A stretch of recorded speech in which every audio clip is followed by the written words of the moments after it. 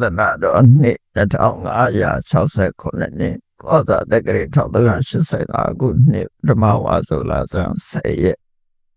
2023ခုနှစ်ဇွန်လ29ရက်အင်္ဂါနေ့၌အွန်လိုင်းမှာဟောကြားအပ်သောမြတ်ဗုဒ္ဓ၏ဘာဝခရီးအကြောင်းတရားဒေသနာတော်မြတ်စွာဘုရားရဲ့ခရီးစဉ်နဲ့ပတ်သက်ပြီးတော့ထူးခြားတဲ့မှတ်သားပွဲတွေတရားတော်နဲ့ပတ်သက်ပြီးတော့မှတ်သားစရာတွေကိုမှတ်တမ်းတင်ထားတာဒီကနေ့ကကြာမှရှိတယ်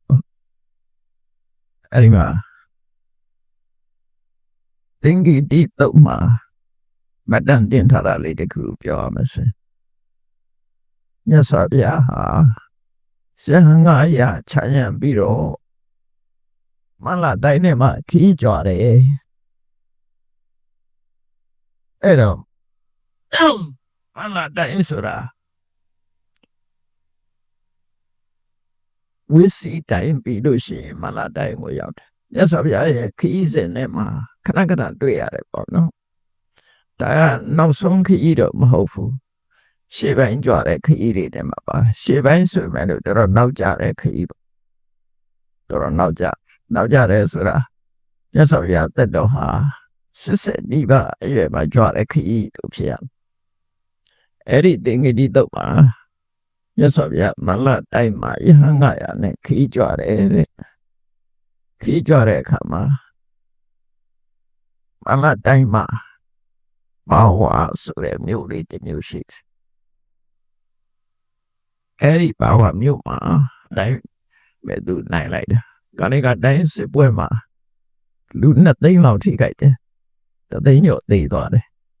အဲ့ဒါနဲ့သူနောက်ဆင်လိုက်တော့ဆိုပြီးတော့ကရအဲ့နောက်ဆင်လိုက်တော့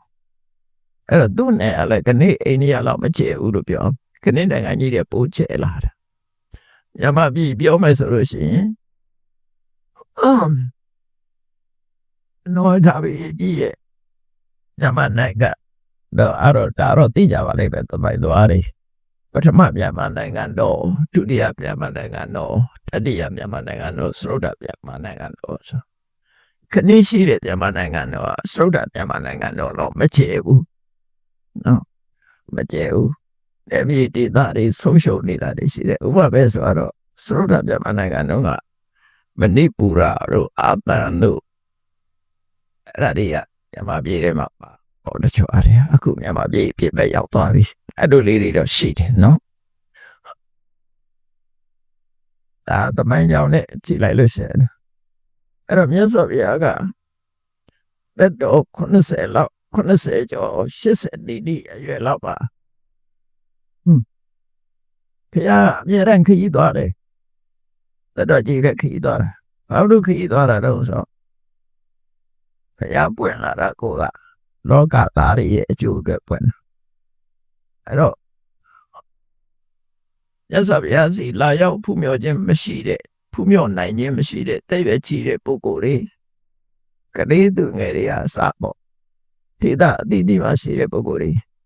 မြတ်စွာဘုရားဖူးခွေတရားနာခွေရအောင်မြတ်စွာဘုရားခီးထွက်တာတဲ့မြေလားအဲ့လိုခီးထွက်နေရှိ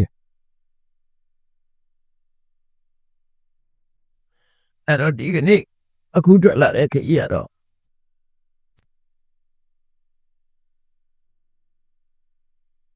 ရသဗျာပဲအနေထွက်လာတဲ့ဆိုတာတော့မပါဘူး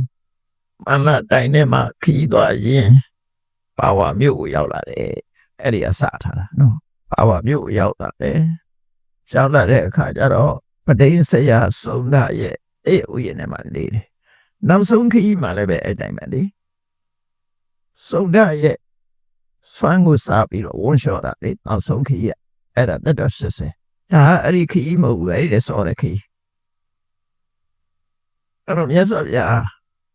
ဘယ်ကတာရဖြစ်နိုင်တယ်ဆိုတော့ဘုရားသွားတဲ့လမ်းကြောင်းကြီးကရှိတယ်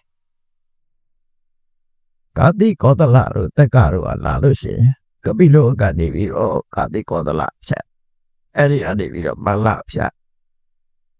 မလတိုင်းကိုကြော်တဲ့အခါကျတော့ဝိသလိဝိစီတိုင်းဖြတ်အဲ့ဒီကနေရာဇကျူအဲ့ကြပါပဲသွားတာပဲဗျာနော် ရာဇကျိုးနဲ့တာဝတိချမှာသွားတာများတယ်အဲ့ခီးစဉ်ဒါမှန်ကြည့်လို့သိရအောင်လို့ပြောတာနော်ရာဇကျိုးနဲ့တာဝတိချမှာသွားလို့ရှိတယ်ဗျာအခုပဲလာတယ်ဆိုတာတော့မထင်ရှားဘူးတာဝတိကပဲလာသလားရာဇကျိုးကပဲလာတာလားတခုတော့ကြွလာတာပဲအဲ့ဒီကြွလာပြီးတော့မာနတိုင်းကိုရောက်ပြီးတော့မာနတိုင်းမှာပရိစ္ဆေသုံးတာရဲ့အံဘဝနာဆိုတဲ့ဥယျာဉ်နဲ့ရောက်လာတယ်နောက်ဆုံးခရီးတော့ကတော့နောက်ဆုံးခရီးကြတော့ရသော်ဗျာပဲလာတာတော့ဆိုဝိသာလေးရလာတာအဲ့ဒါနောက်ဆုံးခရီးအဲ့ဒါကြတော့ခရီးစဉ်လေးပြထားရှိတယ်တဲ့တော့80ကစုံလားဆိုပြေတော့ပဲဆိုတဲ့ချိန်တဲ့တော့80တဲ့အရာတဲ့တော့80ပြည့်တဲ့နေ့မှာပြိဋိဘဆာမှာဆိုတော့ဝိသာလေးပါဝါဆိုပြီးတော့အဲ့ဒီကနေထွက်လာတာဝိလူဝကမဆိုနေရမှာဝိသာလေးကနေထွက်လာပြီးတော့ဘဲကိုကြွတော့ဆိုခန္ဓာကမဆိုတဲ့ဗန္ဒရွာကိုကြွတယ်အဲ့ဒီဗန္ဒရွာပါတရားဟောပြီးပဲကြွတော့ဆိုဟတ္ထိရွာကိုကြွတယ်ဟတ္ထိရွာနေပဲကြွတော့ဆိုအမ္ဘကမဆိုတဲ့ပင်ရွာကိုကြွတယ်အဲ့ဒီအမ္ဘကမနေပဲကြွတော့ဆိုသံဘုကမဆိုတဲ့တပည့်ရွာကိုကြွတယ်ဒါဖေရသွားတဲ့ခီးစဉ်ပဲအဲ့မှာဆုံးတော့လည်းပြတာတော့မဟာဗရိနိဗ္ဗာန်မှာပြထားတယ်နော်နောက်ဆုံးခီးမှာအဲ့ဒီခီးစဉ်နဲ့အခုလည်းပဲဝေဒလေးရလာတယ်ဆိုဒီလညောင်းမဲ့ဖြစ်မယ်နော်ဒီလညောင်းမဲ့လောက်မယ်လာဥထိဘက်ကလာတယ်ဆိုရင်တော့ဒီလညောင်းမဟုတ်ဘူးရာဇဂျိုကလာရင်ဒီလညောင်းမယ်လာညောင်းအသွားပြန်လို့သွားနေတာဖေရအဆုံးဆန်လို့သွားနေတာအဲ့တော့သံဘုကမဆိုတဲ့ရွာနေပြီးတော့ဘောဂနဂရကိုရောက်တယ်ဘောဂနဂရကိုဖြတ်သန်းပြီးတဲ့အခါအခုပြောတဲ့ပါဝါရောက်တာပါဝါနေဆက်ကြွရင်ဘယ်တော့ကုသိနာကိုရောက်တာဒါဖေရခီးစဉ်နော်နောက်ဆုံးခီးစဉ်အခုချိန်ကတော့ဖေကူကြွတယ်ဆိုတာမထင်ရှားဘူးမလာတိုင်းနဲ့မှခီးသွားရင်ပါဝါကိုရောက်လာတယ်ဘယ်ချိန်လောက်တုံးဆိုအဲ့ဒီချိန်မှာရှင်သာရိပုတ္တရာကတက်တော်ထရှားရှိနေသေးတယ်ရှင်သာရိပုတ္တရာနဲ့မြတ်စွာဘုရားကတနှစ်တည်းပဲပြိဋိဘဆာနာတနှစ်တည်းဆိုတာရှင်သာရိပုတ္တရာကတဆောင်မုံလာပြီးနေပါပြိဋိဘဆာနဲ့မြတ်စွာဘုရားကလာမဲ့ကဆုံလာပြီးကြပါပြိဋိဘဆာနော်နှစ်ကတူတူပဲတို့ပြောင်းတဆောင်မုံတော့ပြတူတူတဲ့တခုအဲ့ဒီတို့ဆက်သွားမယ်ဟာပေါ့နှစ်တော့ဝဲပါပေါ့လေနော်လာအဲ့ဒါလောက်ရှိတယ်တဆောင်မုံနဲ့တော့ပြတူတူတွေတပေါင်းဒါအဲ့ဒီနှစ်နဲ့တွေ့လို့ရှင်အဲ့ဒီဘက်ကလေးလာတကူးကစုံနောက်နှစ်လား9လလောက်กว่าနော်အဲ့ဒါကတက်တော့80အခုကအဲ့ဒီခီးမဟုတ်ဘူးရှင်သာရိပုတ္တရာပါလာတဲ့အခုပါလာတဲ့အတွက်ကြောင့်တက်တော့80ခီးမဟုတ်ဘူးသို့တော့ဘာဖြစ်လဲလို့ဆိုလို့ရှင်အဲ့ဒီအချိန်မှာချင်းဖျားလို့ခေါ်တဲ့နိဂန္ဓနာတဗုဒ္ဓကအဲ့ဒီပါဝါမြို့ပါသူကကွယ်လွန်သွားတယ်နော်ချင်းဖျားကပါဝါမြို့မှာကွယ်လွန်သွားတယ်ခဏထိအောင်ချင်းဖျားရဲ့တပိတာဝကလေးရှိတယ်ချင်းဖုန်ကြီးစားရှိတယ်နော်ချင်းဆိုတဲ့အဓိပ္ပာယ်ကစိနဆိုတာအောင်နိုင်သူတို့သူတို့ကိုသူတို့နာမည်ပေးထားတာအဲ့ဒါကိုအိန္ဒိယအတန်နဲ့ထွက်တဲ့အခါချီနာနော်အဲ့ဒီအတန်လေးကိုမှတ်ထားမယ်ဆိုလို့ရှိရင်စညအဲ့ဒီတဲ့ပဲစ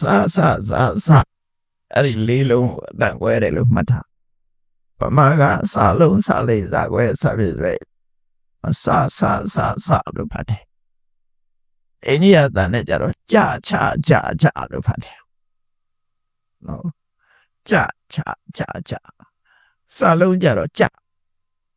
ဒါမို့သစ္စာကိုစัจ जा လို့ဖတ်တယ်နော်စာလင်ကြတော့ချတဲ့ကချာမိကိစ္ဆာမိကိုကချာမိအဲ့လိုဖတ်တယ်နောက်ပြီးတော့စိနာကြတော့ချိနာလို့ဖတ်တယ်ဒါမို့အိန္ဒိယနိုင်ငံမယ်ဒီမှာစာကွဲနဲ့ဆိုရင်စံကြီးကန်ဤဆိုတာကြောက်လိုက်ကြတယ်စံကြီးဆိုတာသင်္ဆရာပဲသင်္ဆရာကိုဖတ်လိုက်တဲ့အခါစံကြီးလို့ဖြစ်သွားတယ်သူတို့ကအတန်တွေပြောင်းတာပေါ့နော်စံကြေရကိုစံကြေလို့ဖတ်တယ်ဒါသူတို့ကဖတ်တဲ့နီးပေါ့နော်စာခွဲကိုခြေနဲ့ဖတ်တာဒါတော့ရှိတာပဲနော် အခုဟိုဒီနေ့ကြည့်ပါလားစာခွဲကိုချားနေဖတ်တာရှိတယ်လို့နော်ဆန်ဟိုစေးလို့ရေးထားပြီးတော့လူတွေဖတ်တာဆန်ဟိုစေးချိန်နေရေးတာအဲ့ပဲစေးလို့ဖတ်တာအခြေမဟုတ်ဘူးသူကြတော့နော်အဲ့ဒါကြတော့ပါလဲတော့ဆန်ဖရန်စစ္စကိုတို့အမေရိကမှာဆန်ဟိုစေးတို့အဲ့ဒါတွေကစပိန်နာမည်တွေစပိန်စကားလုံးတွေအဲ့ဒီအားတွေအဲ့ဒီဘက်ကစပိန်စကားပြောတဲ့မက္ကဆီကိုနဲ့နေတယ်ဒါတော့ဘောသူတာပြောပြတာပါအတန်ရကအဲ့လိုကြပြမှုရှိတယ်လို့နော်ဒါကြတော့စလို့ဖတ်တယ်အဲ့ဒီငါလုံးပဲမှတ်ထားဒါကိုစလုံးကိုကြစလင်းကိုချအစင်တိုင်းပဲစာခွဲကြတော့ခါကြိချစာပြည့်ကြတော့ခါကြီးချအဲ့လိုဆိုလို့လေနော်အဲ့လိုဖတ်တာအဲ့တော့ချင်းဖျားကြိတ်ဖျားနဲ့ခေါ်တာချီနာကိုခေါ်တာသူတို့ကချီနာချင်းကိုင်းလို့ပြောတဲ့အခါကျတော့ချီနာရဲ့တပည့်တွေကျတော့ဂျိုင်းနာလို့အိန္ဒိယကသုံးတယ်နော်ချီနာရဲ့တပည့်ကိုဂျိုင်းနာလို့သုံးတယ်အဲ့ဒါကြောင့်မလို့ဂျိုင်းနာနေပြီးတော့ခုဂျိုင်းချင်းလို့ဒီလိုအတန်းထွက်လာတာအဲ့တော့ချင်းဖုန်ကြီးဆိုတာအဲ့ဒါပြောတာနော်သူတို့ကိုသူတို့အောက်နိုင်သူစီနာဆိုတဲ့အဓိပ္ပာယ်နဲ့ပြောတာဘုရားဘာသာရေးဗမာတွေကလည်းပြောကြတာပဲအရဟံဘဂဝါစီနောဆိုတာအဲ့ဒီစီနောပဲစီနောရတာတို့ဘသူတို့ဒီစီနောအချီနောပဲနော်သူတို့ကလည်းအဲ့ဒီအဓိပ္ပာယ်ယူထားတာအဲ့ဒီအဓိပ္ပာယ်ပဲအဲ့တော့မြတ်စွာဘုရားဒီပါဝါကိုကြွားတဲ့ခရီးဟာအခုကြွားတဲ့ခရီးဟာတက်တော့85နှစ်ကျော်တဲ့အချိန်မှာကြွားတာလို့ပြောလို့ရတယ်80မတိုင်ခင်ဆိုတော့ကြွားတယ်လို့လည်းပြောလို့ရတယ်ဘာလို့လဲဆိုရင်နောက်ပိုင်းမှာစာထဲမှာပါလာတယ်မြတ်စွာဘုရားပါဝါရောက်တဲ့အချိန်မှာတဲ့မကြခင်ကမှမကြခင်လာနေခဲ့လို့လည်းဖြစ်ချင်းဖြစ်မယ်ပေါ့မကြခင်ကမှနိဂန္ဓနာဗုဒ္ဓဟာပါဝါမြို့မှာကွယ်လွန်သွားပြီအဲ့ဒီဖြစ်ပျက်ကလေးပါတယ်အဲ့ဒါနောက်ပိုင်းလာလိုက်ပဲနော်အဲ့တော့ဟုတ်ပြီမြတ်စွာဘုရားပါဝါမြို့မာနတိုင်းရဲ့ပါဝါမြို့ရောက်လာတယ်အဲ့ဒီပါဝါမှာမြတ်စွာဘုရားကိုကိုးကွယ်တဲ့စုံဓာဆိုတဲ့ပဋိပရိစ္ဆေယရှိတယ်နော်စုံဓာဆိုတဲ့ပရိစ္ဆေယရဲ့တရားဥယျာဉ်မှာတည်းသုံးတယ်အဲ့ဒီစုံဓာဘုရားဘာသာဘုရားအကြောင်းဆောင်ပေးထားတာအဲ့တော့ဘုရားကြွတဲ့အချိန်မှာမလဆိုတဲ့ဘုရင်တွေကလူမျိုးအုပ်စုတစ်ခုပေါ့နော်မလဆိုတာသူတို့ကခဏလာလို့ခေါ်တယ်ခရုအိုရင်ပေါ့တယောက်တည်းအုပ်ချုပ်တာမဟုတ်ဘူးအိုလီဂါကီ system လို့ခေါ်တယ်အိုလီဂါကီဆိုတာတူတဲ့ဘယင်စနစ်နဲ့အုပ်ချုပ်တာမဟုတ်ဘူးအဖွဲ့နဲ့အုပ်ချုပ်တာမလာလူမျိုးတွေကဖွဲ့ပြီးတော့အုပ်ချုပ်တာခုခေတ်ပါနဲ့တူတော့ဆိုလို့ရှိရင်တော့ပါဠိမန်ဒီပုတ်ပါဠိမန်နဲ့အစုနဲ့အတူတယ်ပေါ့နော်သူတို့မလာလူမျိုးတွေအုပ်ချုပ်တာသူတို့မလာမျိုးနွယ်စုတွေကလူမျိုးနွယ်စုတစ်ခုကအုပ်ချုပ်တာသူတို့အုပ်စိုးတဲ့လူမျိုးဝေသာလိမှာလည်းပဲလိတ်ဆွေတွေကအုပ်စိုးတယ်အဲ့လိုအုပ်စိုးလိုက်အဲ့ဒါကိုစာပေထဲမှာခဏရာလို့ခေါ်တယ်အစုလိုက်ပြပြကြတာတယောက်တည်းမဟုတ်ဘူးတန်ကြီးဝင်နေရဲ့တက်ကတိုင်းဟာလည်းပဲထို့တူပဲအစုလိုက်ဒါကြောင့်မို့သုတ္တရဏမင်းကြီးကဧကရိပယံမဟုတ်ဘူးဧကရိပယံမဟုတ်ဘူးကောသလတို့ဖိမိတာရတို့ကဧကရိတိသူတို့ကဧကရိတိကပိလဘုကိုအုပ်စိုးတာကသုတ္တရဏဘုရင်ကြီးကအုပ်စိုးတယ်အဲ့ဒီချိန်မှာဒါပေမဲ့အလှည့်ကြမင်းပြပါတယ်သူတို့ကအခုမလတိုင်းဟာလည်းပဲအလှည့်ကြပဲဝိစီတိုင်းဟာလည်းပဲအလှည့်ကြမင်းပြကြတာသူတို့မှာဘာရှိတော့ဆိုရင်တိုင်းမင်းဆွေးနွေးတဲ့ဂတိခေဆိုလို့ရှိရင်လွတ်တော်တို့အစည်းအဝေးခမ်းမကြီးတွေလို့ဆောက်တာသူတို့အဲ့ဒါကိုပါဠိပါတန်ထာဂရလို့ခေါ်တယ်သူတို့ခေတ်ကခေါ်တယ်အခုအိန္ဒိယမှာလည်းပဲအခေါ်တစ်ခုရှိတယ်ဖန်ကြာရလို့ခေါ်တယ်လားမသိဘူးအဲ့ဒီခေါ်ရှိတယ် သမဏနေတဲ့နေရာကျတော့ဘုဝံတို့အဲ့လိုခေါ်တယ်ထင်တယ်အေးချတော့သူတို့ပါဠိနာမည်တွေပဲအဲ့ဒီအဲ့လိုသူတို့ခေါ်ပါရခဏထိ BJP ပါတီဆိုတာတရေသားတွေဖိုင်တော့သိပါပေါ့နော် BJP အိန္ဒိယမှာအုပ်စိုးတဲ့ BJP ဘုန်းကြီးတို့တော့ပါဠိနဲ့နှိစတဲ့အခါကျတော့အဲ့နာမည်တွေကိုစိတ်ဝင်စားတယ် B ဆိုတာပါတော့ပါရတိယခြေဆိုတာချနတာပါရတိယချနတာပါဠိကအင်္ဂလိပ်စကားနော်သူတို့သုံးထားတာကိုပြောပြတာနော်အင်္ဂလိပ်နဲ့အိန္ဒိယစကားနဲ့တွေ့သုံးထားတာတချို့ကမသုံးရဘူးလို့ဘာလို့ပြောတော့ဒီမှာလည်းပဲဓမ္မသာအရသာသနာစင်တာဆိုတာအင်္ဂလိပ်စကားပဲဒါပေမဲ့တွေ့သုံးထားနော်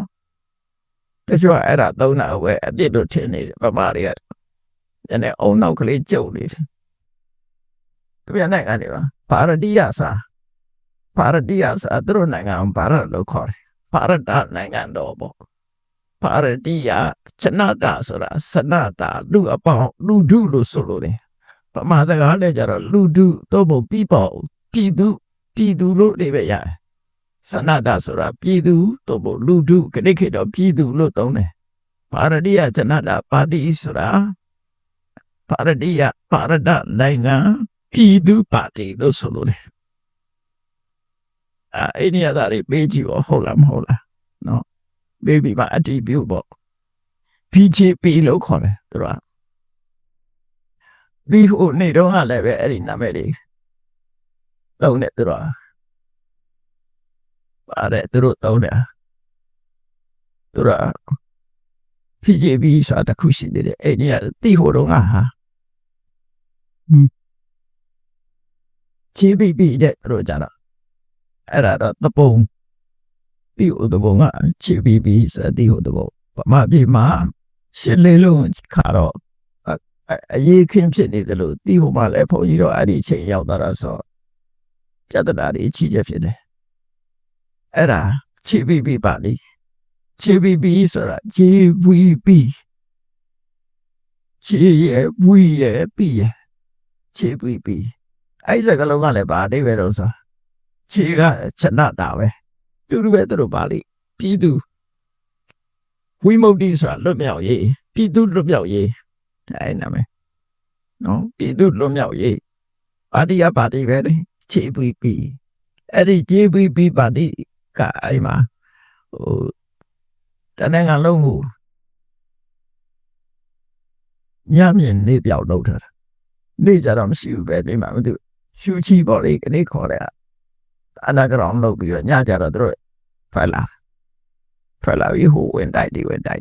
အဲ့ချီပြီးပြတယ်အဲ့တော့သူတို့စီမှာလဲချီသုံးတာကိုပြောပြတာနော်အဲ့တော့ဒီချိန်နာဆိုတာနဲ့ပတ်သက်ပြီးတော့ပြောတဲ့စကားနော်အခုမလဆိုတာဗမာပြည်မှာဗမာလူမျိုးတွေကဖွဲ့ပေးထားတာဖန်ဒူလစစ်သူချီသိကြလိမ့်မယ်နော်ငါဘယင်းကဖန်ဒူလစစ်သူချီဖန်ဒူလ origin ကအဲ့ဒီပါဝါကမလာတိုင်းကသူကလူနာမည်ကဖန်ဒူလအဲ့ဒါကလာနာမည်ဗမာနာမည်မှမနေကြနဲ့ဖန်ဒူလစကလာနာမည်အဲ့ဒါကိုဖွဲ့တစိအနေနဲ့ဖန်ဒူလလို့နာမည်ပေးတာတကယ်ဖန်ဒူလကဟောဒီမလာတိုင်းမှာရှိတယ်မလာမင်းသားဖန်ဒူလသူ့အကြောင်းလေးကိုတည်းပြောပြမယ်ဖန်ဒူလရဲ့ကောသလရဲ့ဝိစီနိုင်ငံကမဟာလိရဲ့နော်မဟာလိရဲ့ဖန်ဒူလရဲ့ကောသလကပတိနတိရဲ့သူတို့ကကျောင်းသားတွေတက္ကသိုလ်ကျောင်းတစ်ကျောင်းနဲ့သွားတင်ကြတာသစိတ်ပဲတည်းသူတို့ပညာသင်ပဲတည်းတကယ်ချင်း3ယောက်တက္ကသိုလ်ကဘယ်မှာရှိတာတော့ဆိုပါကစ္စတန်နိုင်ငံထဲမှာရှိတယ်အဲ့တော့တက်ကတိလာတက်စီလာဆိုရမြို့အဲ့ဒီမှာသွားပြီးပြင်ကြတင်ကြတာသူကဒီကဘယင်းနေကသူတို့သားသမီးတွေအဲ့ဒီလွတ်လိုက်တော့ဟိုမှာဆုံညတာကောသလတိုင်းကပတိနတိမန္လာတိုင်းကဗန္ဓုလဝေသာလိကမဟာလိအဲ့3ယောက်က ကောသလတိုင်းကပတိတတိရဲ့မန္လာတိုင်းကဖန္ဒုလာရဲ့ဝိစီတိုင်းကမဟာလီရဲ့တကယ်တဲ့3ယောက်တကယ်တော့မှဆုံရပြီးတော့အထရတမဟာသိပ္ပလို့ခေါ်တယ်အဲ့ဒီခေတ်က18ရက်တော့အတ္တပညာတွေကိုသင်ကြကျောင်းပြီးတဲ့အခါကျတော့ကိုယ်နိုင်ငံကိုပြန်လာကြပတိတတိကလည်းပဲသူ့ရဲ့သင်လာတဲ့ပညာတွေကိုဆွေတော်မျိုးတော်တွေကြားထဲမှာသူက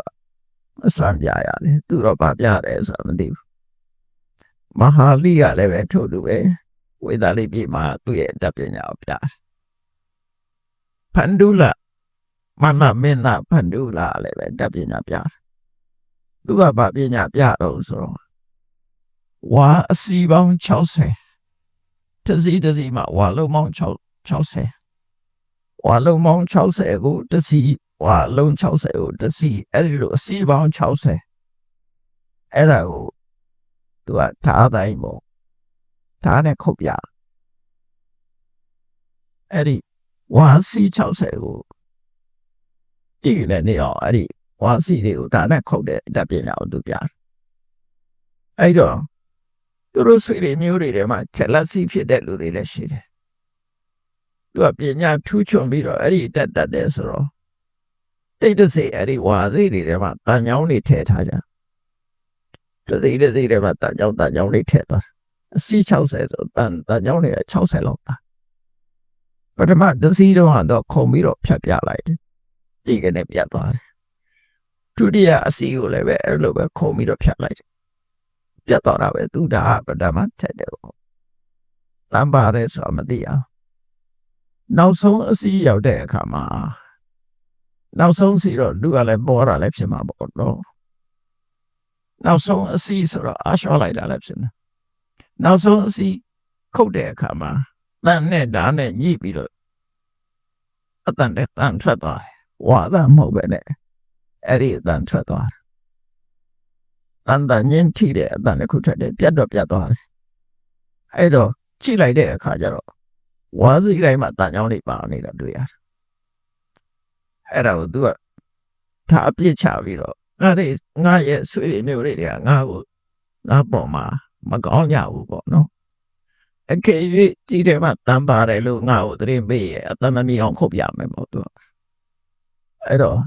ငါပေါ်မှာမလို့လာကြဘူးအဲ့တော့အကုန်လုံးတတ်ပြီးတော့ငါဧကရိပရင်လောက်မှလို့သူအချိန်တော့မှသူ့မိဖေတွေကသူ့ကိုဖြောင်းပြပြောဆိုပြီးတော့ဒါမလောက်ကောင်းဘူး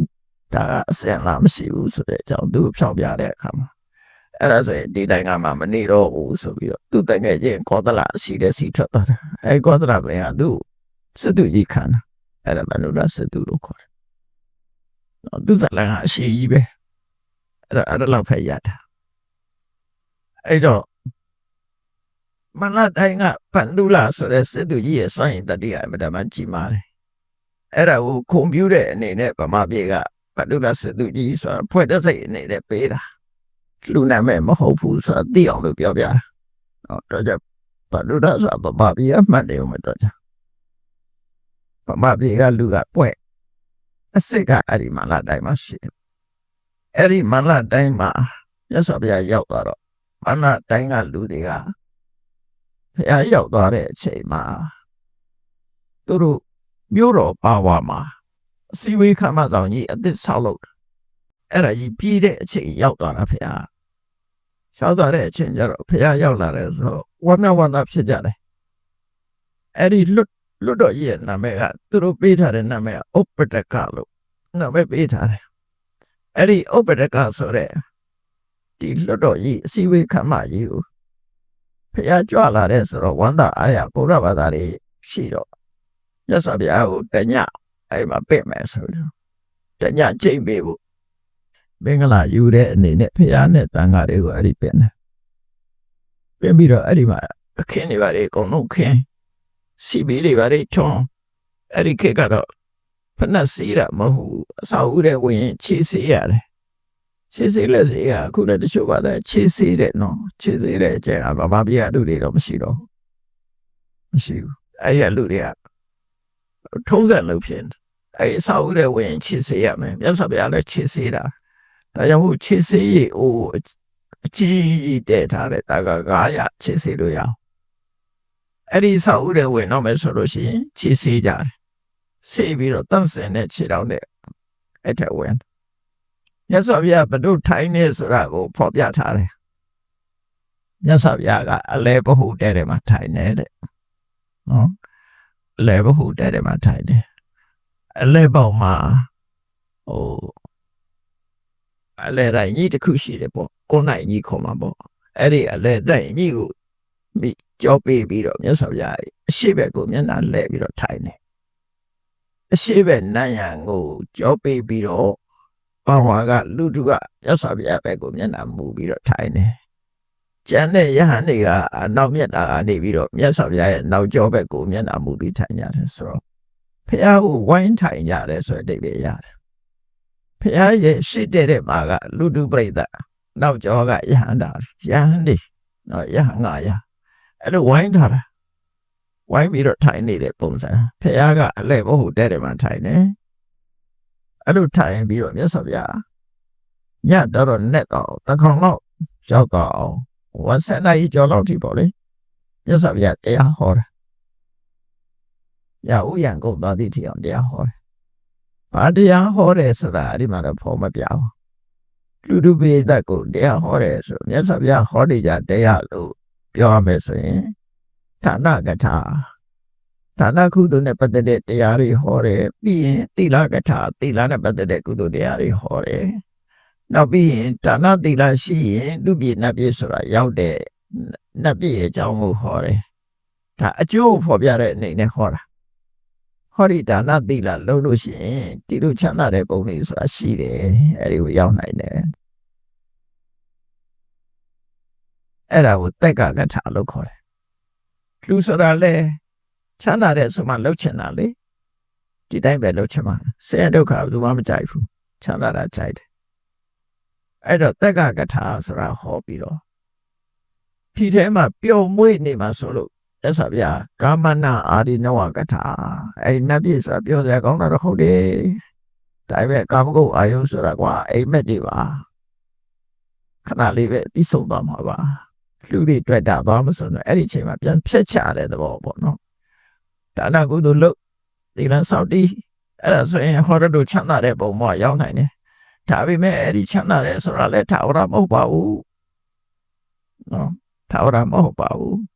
အပြည့်နာစာတွေမတမ်းများပါတယ်ကာမဂုဏ်ဆိုတာငှားထားတဲ့ပစ္စည်းနဲ့တူတယ်ခဏလေးပြန်ပေးရမယ်အိမ်မက်နဲ့တူတယ်နိုးတာနဲ့ပျောက်သွားပြီမရှိတော့ဘူးတော့အဲ့ဒီ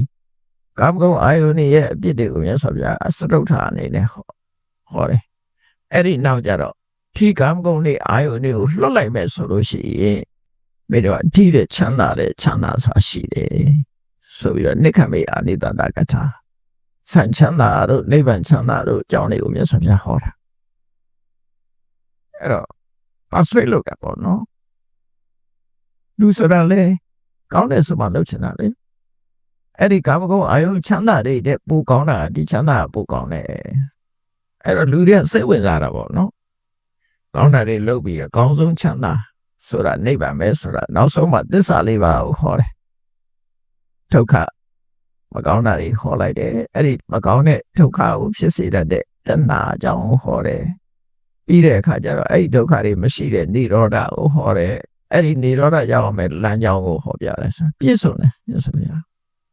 အဲ့ဒီသစ္စာလေးပါးကိုဟောလိုက်ပြီးဆိုရင်လူတွေဟာတရားတို့တရားမြတ်ရတရားတို့တရားမြတ်ရတယ်ဆိုတာဘာလို့ဆိုရင်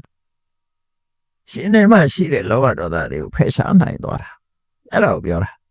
အသိဉာဏ်နဲ့ရှင်နေမှရှိတဲ့လောဘတွေဒေါသတွေမောဟတွေအဲ့ဒါတွေကိုရှော့ချနိုင်နောက်ဆုံးမှလုံးဝဖယ်ရှားပြလိုက်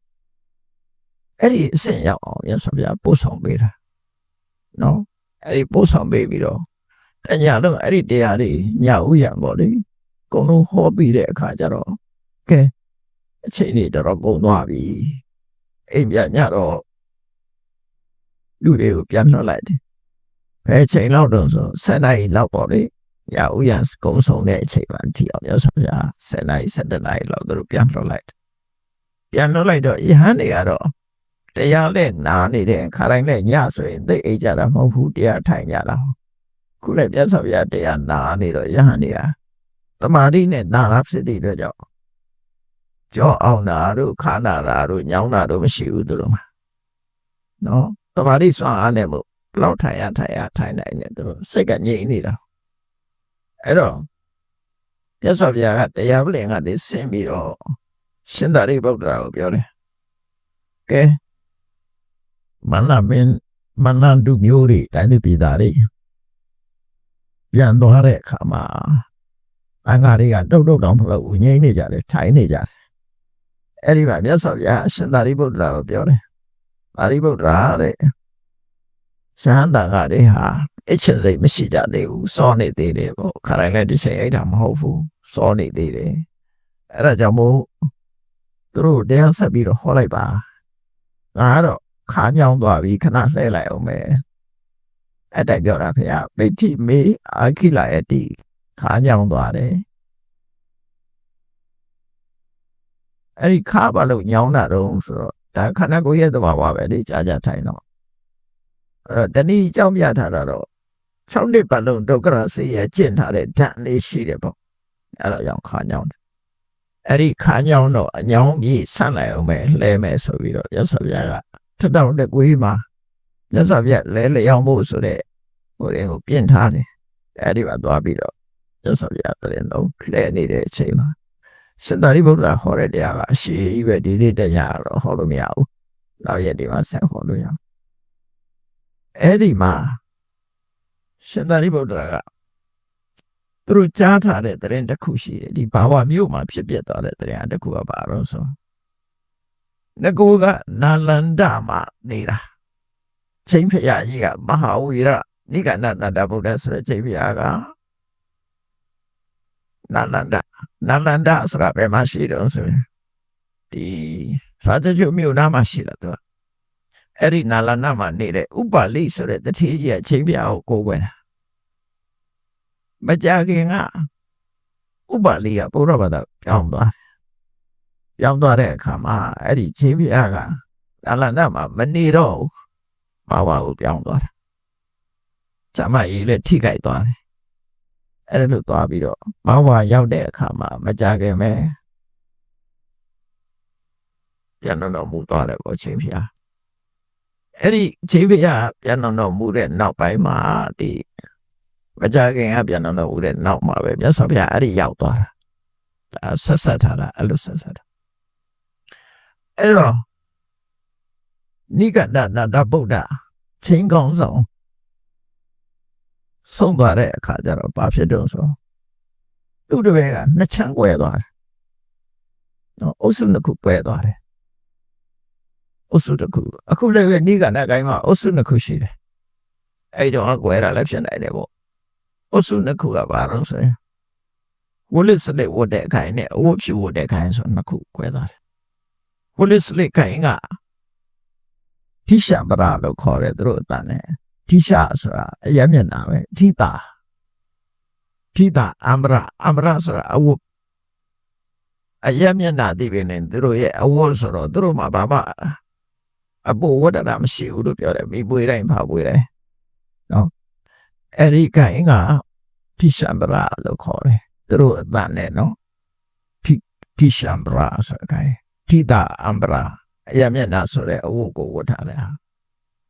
နောက်တစ်ခိုင်ကဆွေတံပရလို့ခေါ်တယ်ဆွေတဆိုတာသေတအဖြူအပရာက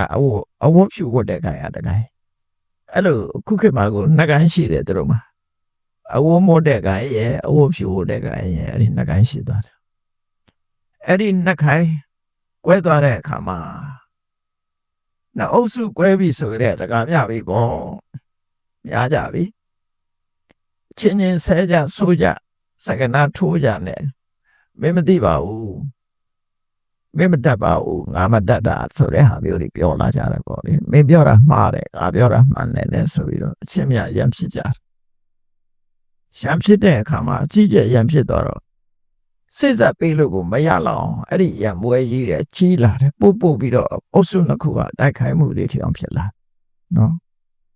အဲ့ဒီလိုဖြစ်လာတာဟာသူတို့ပျက်စီးဖို့အကြောင်းပဲဖြစ်လာတယ်တဲ့ နိဂန္ဓတွေကိုကိုးကွယ်တဲ့တက္ကရာကမတွေကလည်းစိတ်ပြက်ကြတယ်ဟုတ်တာပေါ့သူတို့ဘုန်းကြီးမတည့်ဘူးဆိုစိတ်ပြက်တာပေါ့လူတွေကလည်းစိတ်ပြက်ပြီးတော့စိတ်ကုန်ကြတယ်အဲ့ဒီလိုအချိန်ကြီးဖြစ်နေတာ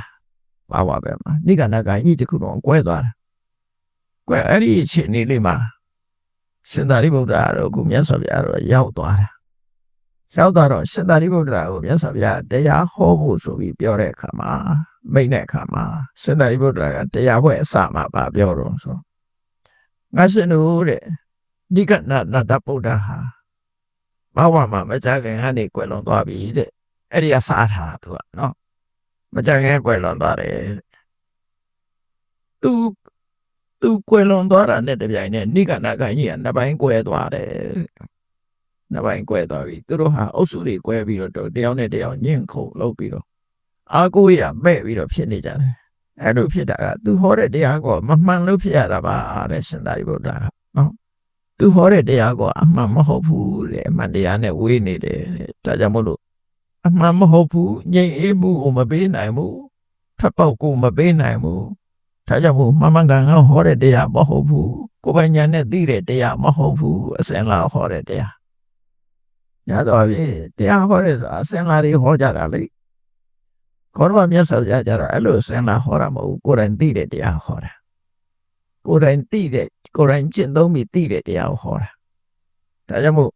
သူတို့ကြတော့အစင်လာတရားတွေဟောလာတယ်အဲ့ဒီအစင်လာတရားတွေကငြိမ်းအေးမှုကိုမစွမ်းဆောင်နိုင်ဘူးဟောထားတဲ့အတိုင်းလည်းပဲညဉ့်ညွတ်မှုစီလုံးမှုကိုမဖြစ်စေနိုင်ဘူးတဲ့ဒါကြောင့်မို့ဒီလိုဖြစ်တာဆိုပြီးတော့ရှင်သာရိပုတ္တရာကတတိပေးတဲ့အနေနဲ့ငါရှင်တို့ငါတို့မြတ်စွာဘုရားဟောတဲ့ဓမ္မကတော့တကယ်ကိုကြောင်းကျိုးစီရောဟောထားတာဖြစ်တယ်တကယ်ဟောရင်တကယ်ဟောတဲ့အတိုင်းအဲ့ဒီတရားတိုင်းလိုက်လာရင်တကယ်အကျိုးဖြစ်ထွန်းတယ်ငြိမ်းချမ်းမှုလည်းပေးနိုင်တယ်ကိုယ်ပိုင်ဉာဏ်နဲ့သိပြီးမှဟောတဲ့တရားဖြစ်တယ်ဒီတရားတွေကတကယ်အစစ်မှန်တရားတွေအစင်လာကိုဟောတာမဟုတ်ဘူးဒါကြောင့်မို့ငါရှင်တို့အားလုံးဒီတရားဓမ္မနဲ့ပတ်သက်လာလို့ရှိရင်တသံနဲ့ထွက်ရမယ်မငြင်းရဘူးအဲ့ဒါပြောနော်တသံနဲ့ထွက်ရမယ်ဘယ်ကိစ္စနဲ့ပဲဖြစ်ဖြစ်တရားဓမ္မနဲ့ပတ်သက်လာရင်တသံနဲ့ပဲထွက်ရမယ်အဲ့ဒါကိုသင်္ခါယိတပံအားလုံးတသံနဲ့ပဲထွက်ရမယ်တမျိုးတွေပဲပြောရမယ်ဥပမာသစ္စာ၄ပါးဆို၄ပါးပဲဒီကသစ္စာ၄ပါးပြောဟိုကသစ္စာ၂ပါးပြောဟိုလူကသစ္စာ၅ပါးပြောမရှိဘူးအရေးအတွက်လည်းဒါပဲအကုန်လုံးတညီတည်းပဲပြောရမယ်နော်နဝိဝရိတပံလုံးဝအငြင်းခုံမလုပ်နဲ့လုံးဝအငြင်းခုံမလုပ်တဲ့မှုလေအဲ့ဒါမှမြတ်စွာဘုရားရဲ့မြတ်သောကျင့်လို့ခေါ်တယ်ပစ္စည်းမပဋိပဒါကျင့်စဉ်ကြီးဟာတဲ့ကြာရှိစွာတိမှဖြစ်တယ်သာသနာတော်ကြာရှိစွာတိမှလူတွေချမ်းသာမှုလောကသားတွေအောင်မြင်မှုအတွက်လူတွေနတ်တွေအတွက်ဒုက္ခဟိတဒုက္ခလုံးဝဖြစ်မယ်လို့ရှင်သာရိပုတ္တရာအဲ့ဒီကနေစာဟောတာကိုဟောတာနော်အဲ့တော့မငင်းဖို့တသံနဲ့ထွက်ဖို့အကြောင်းအရာတွေကဘာတွေတုံးဆိုလို့ရှိရင်သူအုပ်စုလိုက်ရှင်သာရိပုတ္တရာပြောတာစိတ်ဝင်စားကြကောင်းတယ်တစ်ချက်စုနှစ်ချက်စုသုံးချက်စုလေးချက်စုငါးချက်စုကနေဆက်ချက်စုထအောင်ပြောတာအစုလိုက်ဒီတရားတွေကိုမငင်းနဲ့ဆိုပြီးတော့ပြောတာအဲ့တော့ဒီကနေ့တော့တစ်ချက်စုလေးကိုပြောပြအောင်နော်မငင်းရဘူးဆိုတာဘယ်ဟာနဲ့ပတ်သက်တုံးဆိုတော့မြတ်စွာဘုရားဟောထားတဲ့အမှန်တရားတစ်ခုဆိုတာကိုမြတ်စွာဘုရားဟောထားတာရှိတယ်တဲ့အဲ့ဒီတစ်ခုကဘာလဲသဗ္ဗေတ္တအာဟာရထိတိကာတညီတဲ့ပြောရမယ်သဗ္ဗေတ္တအာဟာရထိတိကာနောက်ဒုတိယချက်ကသဗ္ဗေတ္တသင်္ခါရထိတိကာရှေ့ဟာတော့အကြာခဏကြာတယ်ဒါပေမဲ့ဒီထဲမှာနှစ်ခုဟောထားနော်ဒါတစ်ချက်ဆိုတာနှစ်ခုပါတယ်ပေါ့သဗ္ဗေတ္တအာဟာရထိတိကာသဗ္ဗေတ္တသင်္ခါရထိတိကာအဲ့ဒါနဲ့ပတ်သက်ပြီးတော့အပြောဆိုပကွဲလိုက်ရအောင်ဒီတိုင်းပဲမှတ်ရမယ်ပေါ့ရှားနေကိုတတိပေးတာနော်ဆိုလိုတဲ့အိဗယ်ကဘာလို့ဆိုရင်သဗ္ဗေတ္တတရှိတတဝါရီမှန်သမျှဟာအာဟာရချောင်ယက်တည်နိုင်ရတယ်ဒါတခုသဗ္ဗေတ္တသင်္ခါရထိတိကာ တတ္တဝါတွေအားလုံးဟာသင်္ခါရဆိုတဲ့ပြုပြင်ပေးရတဲ့အကြောင်းတွေကြောင့်ယတ္တိခွင့်ရတာအာဟာရကြောင့်ယတ္တိနိုင်တယ်ပြုပြင်ပေးနေလို့ယတ္တိနိုင်တယ်ဟုတ်တယ်ပေါ့တညလုံးထိုင်နိုင်မလားအဲ့ထိုင်နိုင်မှာတော့နော်ပြုပြင်ပေးနေရတယ်ဆိုပြောင်းလဲပေးနေရတာလေအကုန်လုံးလူတွေကသင်္ခါရဆိုတဲ့နေရာမှာဒီနေရာမှာပြုပြင်ပေးရတာကိုပြောတာတနည်းအားဖြင့်ပြောမယ်ဆိုရင်အာဟာရဆိုတဲ့နေရာမှာစားစားတဲ့အစာလို့ဒီလိုအဓိပ္ပာယ်ယူတာတစ်ခုရှိတယ်နောက်တစ်ခုကတော့အစာမစားတဲ့တတ္တဝါတွေပဲရည်ညွှန်းပြီးတော့အာဟာရဆိုတာအကြောင်းတရားကိုခေါ်တယ်အကျိုးတရားကိုထုတ်လို့အာဟာရဆိုတာအကြောင်းတရားတတ္တဝါတွေလောကမှာဖြစ်တည်နေတာဖြစ်ပွားလာတာရဲ့ယတ္တိနေတာမှာအကြောင်းရှိတယ်အကြောင်းပဲဖြစ်တာမဟုတ်ဘူးလို့ဆိုလိုတယ်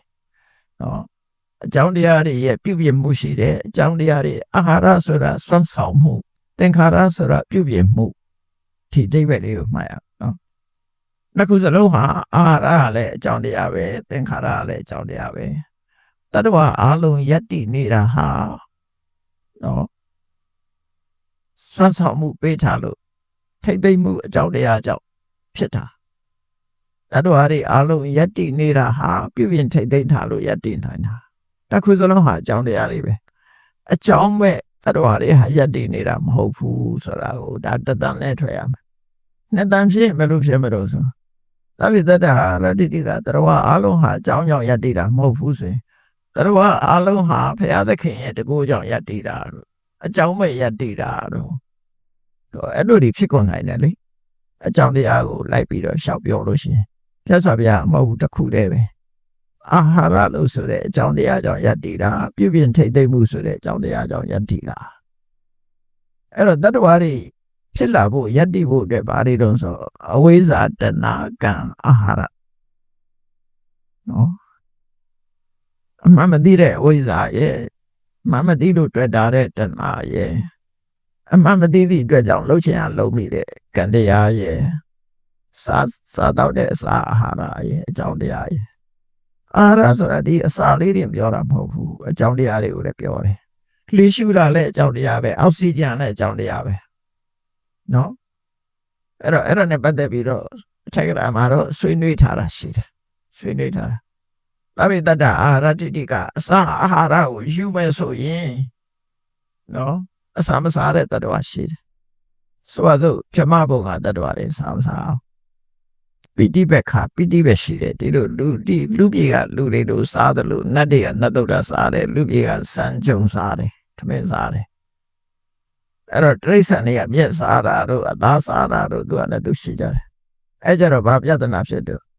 ငရဲကြတော့ဘယ်လိုလုပ်မလို့ငရဲမှာငရဲခံရတဲ့သူကထမင်းချက်ကျွေးမှာတော့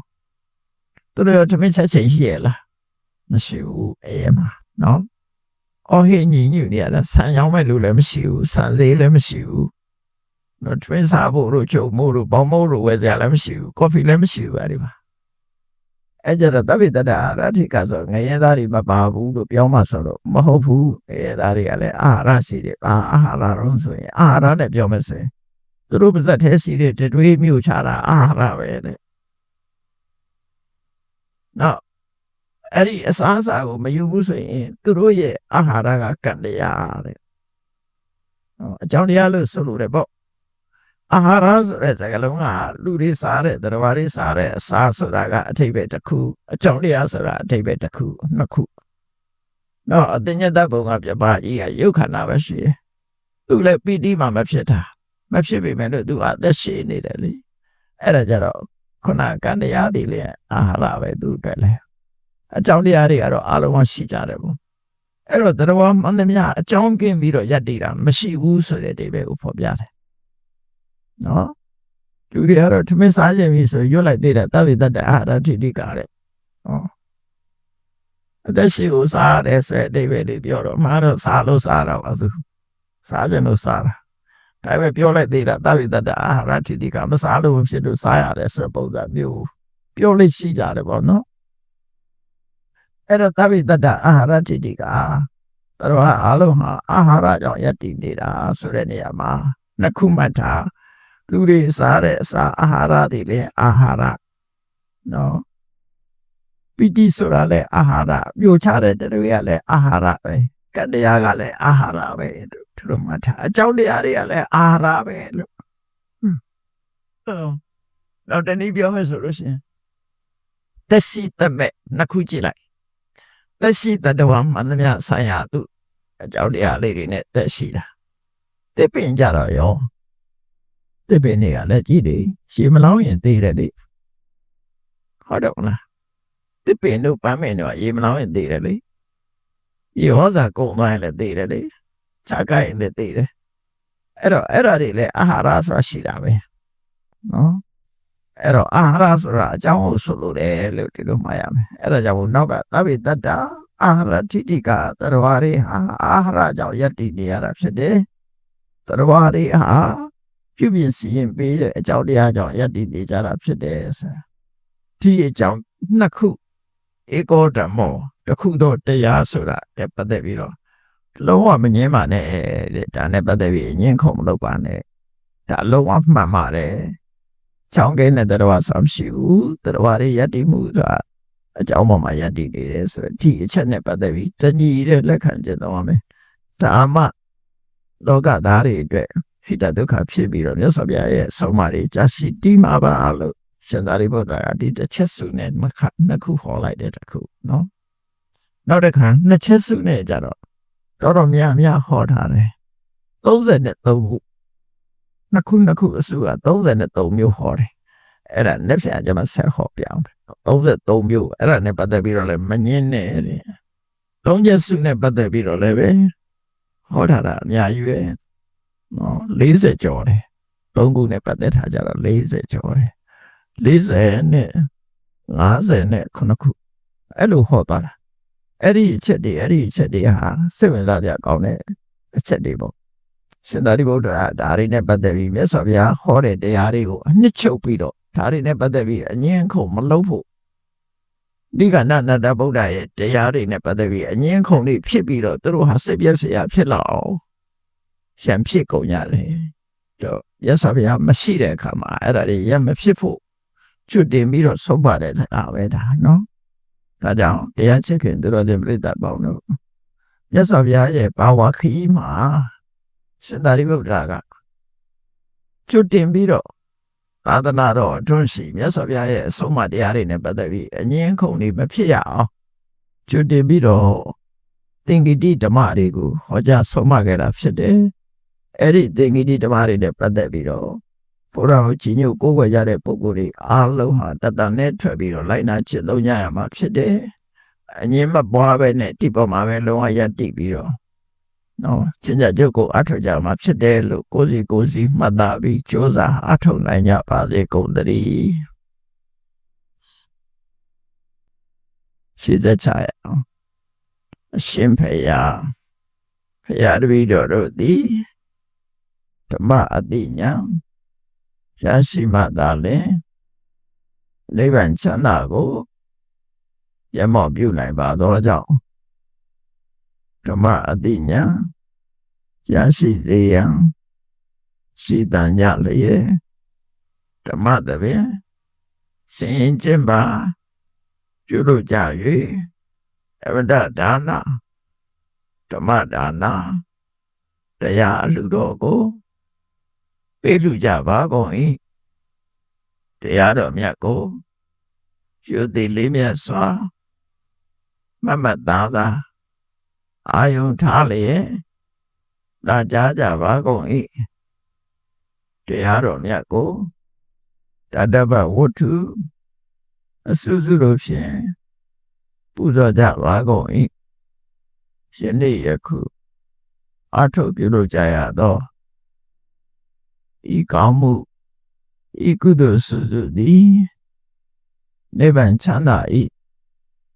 အကြောင်းထောက်ပံ့ဖြစ်ပါစေတည်းဤကောင်းမှုဤဖို့ပါကကိုအမိအဖာအဖို့ဖာဆွေမျိုးညာတိတို့အားကုသိုလ်အမြတ်ဝေငှပါကုန်၏သာသနာတော်ဆောင်နာလောကဆောင်နာတို့အားကုသိုလ်အမြတ်ဝေငှပါကုန်၏ 30ဘုံကျင့်လေကုန်သောလုံးစုံများစွာတတ္တဝါတို့သည်ကုသိုလ်အမြတ်ကိုယ်စီရကြကုန်သည်ဖြစ်၍ကိုယ်စိတ်နှဖျားချမ်းသာကြသည်ဖြစ်ကြပါသည်ကုန်သတည်း